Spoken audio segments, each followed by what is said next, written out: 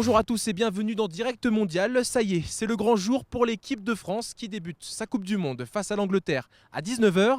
Nous sommes à Moncton, à l'est du Canada. Petite présentation des lieux. Fondée en 1766, Moncton, situé au Nouveau-Brunswick, est considéré comme l'un des endroits les plus agréables à vivre au Canada.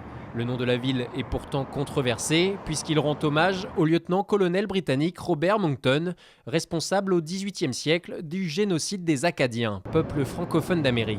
Agglomération peuplée de près de 140 000 habitants, parlant anglais et français, Moncton accueillera le mondial canadien dans son stade d'une capacité d'environ 15 000 places. Les Bleus y joueront 2 matchs, face à l'Angleterre aujourd'hui et face à la Colombie le 13 juin. Ce match face à l'Angleterre est tout simplement le choc du groupe F. Belle entrée en matière pour les Bleus qui s'attendent à un duel musclé sur le terrain. Nous avons recueilli leurs impressions avant cette rencontre. On a de bonnes installations, on est mis dans de très bonnes conditions. Voilà, on se prépare bien, on a testé 2 terrains d'entraînement qui sont de bonne qualité, donc non, pour le moment ça se passe très bien. Forcément, je pense que pour toutes les équipes, le premier match reste un peu compliqué avec un peu de pression parce qu'il faut rentrer dans la compétition, mais je pense qu'il faut aussi ne pas trop se prendre la tête et jouer comme on sait faire. Certainement, oui, c'est le match. Le premier match, il est très important, je pense.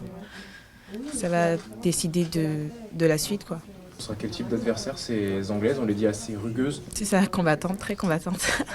Nous, on ne va pas du tout se laisser faire, on va leur répondre sur le terrain. De par leur classement, 6e au classement FIFA, c'est une très bonne équipe.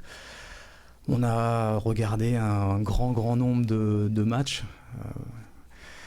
Donc c'est une équipe qui est très bien organisée, qui a modifié son animation défensive suite au 3-0 qu'elles ont encaissé contre l'Allemagne à Wembley. Donc en fait, elles jouent beaucoup plus regroupées. On sait que l'Angleterre est une grosse équipe. On sait qu'elles vont jouer regroupées, que défensivement c'est bon et qu'elles n'ont pas besoin de beaucoup d'occasions pour marquer. On a vu quelques images vidéo hier et on voit que surtout Taylor, la numéro 9, c'est une très bonne joueuse et qu'elle peut tirer dans n'importe quelle position et cadrer et marquer dans n'importe quelle position. Donc il ne va pas falloir leur laisser beaucoup d'espace. Et on a hâte. Je pense que n'importe quelle équipe, quand on rentre dans une compétition, qu'on a fait une assez longue préparation, on a envie d'y être. Comme je disais tout à l'heure, on est les dernières à jouer en plus, donc on voit tout le monde jouer. Et nous, on sera là après à jouer dans le dernier groupe. Donc oui, forcément, on a toute hâte de commencer et de vraiment rentrer dans le vif du sujet de cette Coupe du Monde.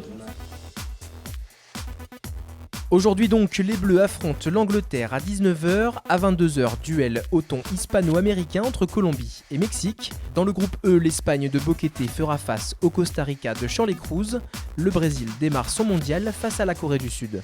Au classement des buteuses, pour le moment, 2 joueuses allemandes occupent la première place, la néo-parisienne Anna Mittag et Celia Sazic. On l'a appris juste avant le mondial, FIFA 16 accueillera désormais des équipes féminines, l'occasion pour les joueuses de l'équipe de France de pouvoir jouer dorénavant avec leurs propres avatars. Alors, ravis les Bleus ? Déjà, je me revois dans mon lit en train de jouer à la PlayStation, maman qui m'appelle, c'est l'heure de manger et je me pose. Non, c'est bien pour le foot féminin, c'est une reconnaissance et c'est plein. Enfin, j'ai hâte de l'avoir et ça sera plein d'émotions et c'est super. Vous allez dans un jeu vidéo, qu'est-ce que ça vous fait ? Tout simplement plaisir et on est fiers parce qu'on se dit aussi que le football féminin progresse et avance. Et de se voir dans un jeu FIFA, on se dit aussi que voilà, on fait un pas de plus et que c'est aussi une fierté parce qu'on sait que ce jeu il est réputé et pas mal de gens aiment le jouer donc, et moi aussi, donc je pense que je vais le prendre. Okay. Voilà. Voilà, Direct Mondial, c'est tout pour aujourd'hui. On se retrouve le 13 juin avant France-Colombie, toujours à Moncton. A très bientôt sur Football TV.